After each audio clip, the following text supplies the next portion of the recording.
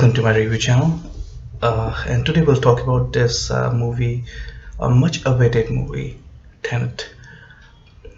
It's directed and written by Christopher Nolan, one of my favorite directors, and I'm sure मेरी तरह आप भी Christopher Nolan के कई मूवीज़ को बहुत पसंद करते होंगे.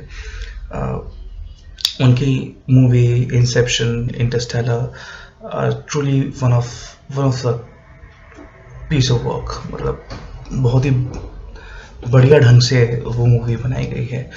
इनफैक्ट जो सुपर हीरो मूवी है बैटमैन की ट्रायलॉजी, वो भी बहुत बेहतरीन मूवी है. One of the greatest super hero movie मैं कह सकता हूँ. Batman the dark night, one of my personal favourite in fact. और इंसेप्शन एक ऐसी मूवी थी क्रिस्टोफर नोलन की, इंटरस्टेलर भी, जो काफ़ी कंफ्यूजिंग कहा जाता है due to the time loop and time travel paradox. Tenet उसी लाइन में है, बट मैं कहूँगा Tenet is a bit more confusing than Inception and Interstellar both. क्योंकि इसमें बहुत सारी चीज़ें इन्वॉल्व हैं, सिर्फ टाइम ट्रैवल नहीं. टाइम ट्रैवल की बात होती है तो obviously you are move like this, like teleport हो जाते हो आप from one era to another. So like I'm standing in 2020 December, and I pressed 2050 January on the keyboard or time machine, और मैं zap वहाँ पे teleport हो गया अचानक से. That's what time travel is. But in Tenet, the time travel is shown as a gradual chronological piece of event. तो यहाँ पे ऐसा नहीं है कि मैंने कुछ बटन दबाया और मैं इंस्टेंटली टेलीपोर्ट हो गया फ्यूचर में या पास्ट में. वो ग्रेजुअली मूव हो रहे हैं. जैसे एग्जांपल, आई एम इन 2020 दिसंबर और मुझे 2018 में जाना है, तो मैं एकदम से जैप 2020 से 2018 नहीं जा सकता. I have to move from 2020 to 2019 and then 2018. ये प्रॉपर क्रोनोलॉजिकल अफेयर है. जैसे आप नॉर्मली जीते हैं वैसे ही उसी टाइमलाइन के हिसाब से वो अब टाइम से बैक भी जाते हैं. इस मूवी में ऐसा है.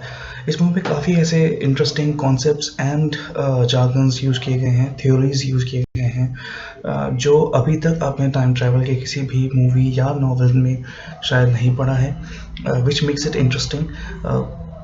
क्रिस्टोफर नोलन की अक्सर हर एक मूवी में इट डिमांड्स टाइम.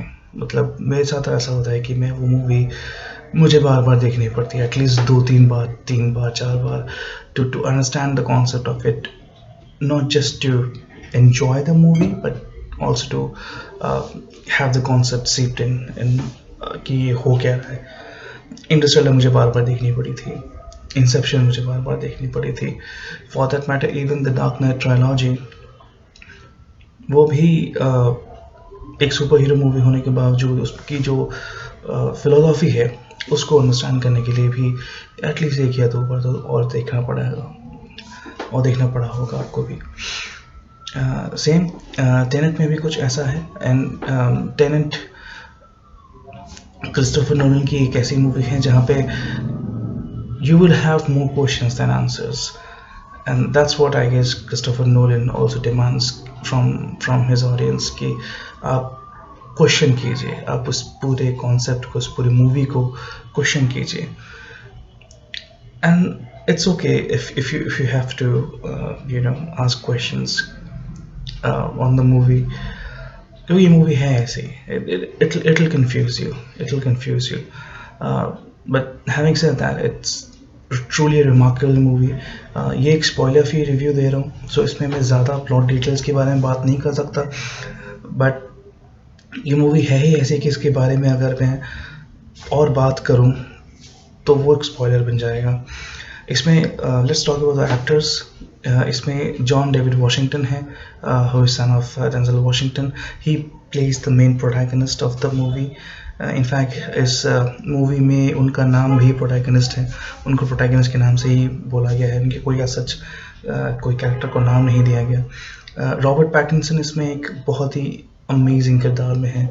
इनफैक्ट कह सकते हैं कि he is the second lead of it. Of the movie.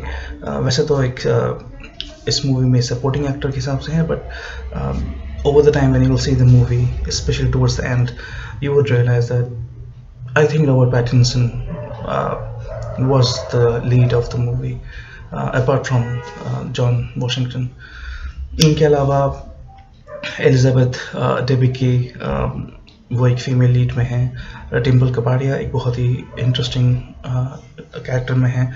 And usually हमने कुछ मूवीज़ में जैसे मिशन इम्पॉसिबल या और भी कुछ ऐसी फास्ट एंड फ्यूरियस ऐसी मूवीज़ में देखा है जहाँ पे नामी गिरामी इंडियन एक्टर्स को हॉलीवुड में कुछ एक कैरेक्टर रोल दिया गया है। एंड देखने के बाद लगता है कि ऐसा रोल क्यों किया आपने, बट यहाँ पे फॉर्चुनेटली ऐसा नहीं है।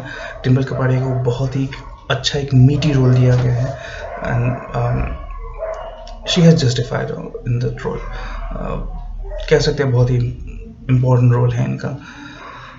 इनके अलावा Michael Caine, one of my favourite truly. उनका एक छोटा सा रोल है, बट वो जो कन्वर्जेशन होती है that's pretty good. And speaking of conversation, ये आई गेस क्रिस्टोफर नोलन का एक स्टाइल है that you know when two people are talking and they are walking along, काफ़ी इंटरेस्टिंग पॉइंट्स वो बोलते हैं उस कन्वर्जेशन में, उस डायलॉग में। ऐसा क्रिस्टोफर नोलन का एक स्टाइल है।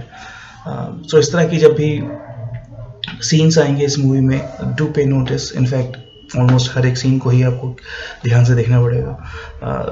इट्स ऑलमोस्ट 150 मिनट्स, 2 घंटे से थोड़ा सा ऊपर ही है ये मूवी, बट ये मूवी आपको बांध के रखती है।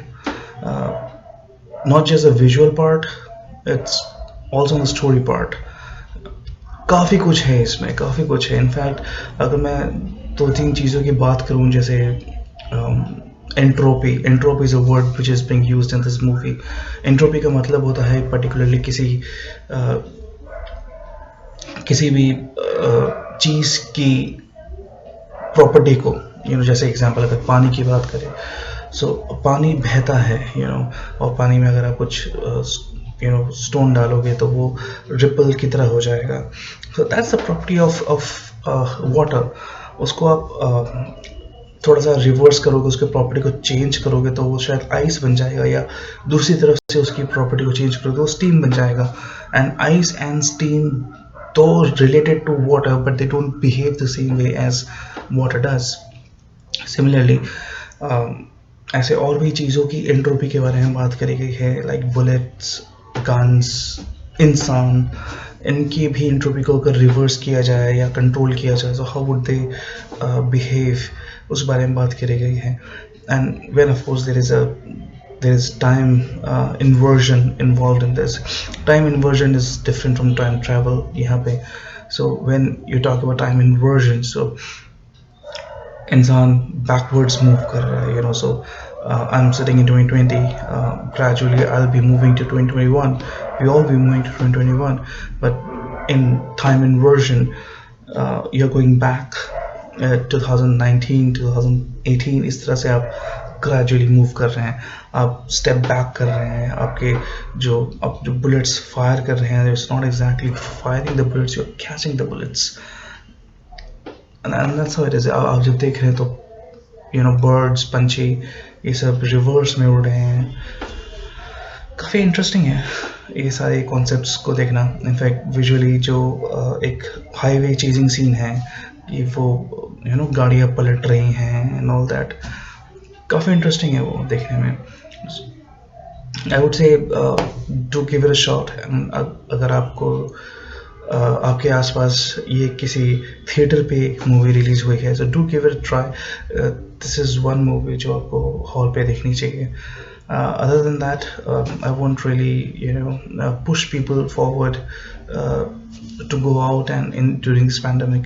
अगर आप ब्लू-रे में देख सकते हैं इसको, वेट कर सकते हैं इसको किसी OTT चैनल में देखने के लिए, ये डाउनलोड करके देखने के लिए, go ahead, do it. But you will surely enjoy it. Having said that, let me know how you'd like the review and what more films and series are we going to talk about after this. Take care. Enjoy.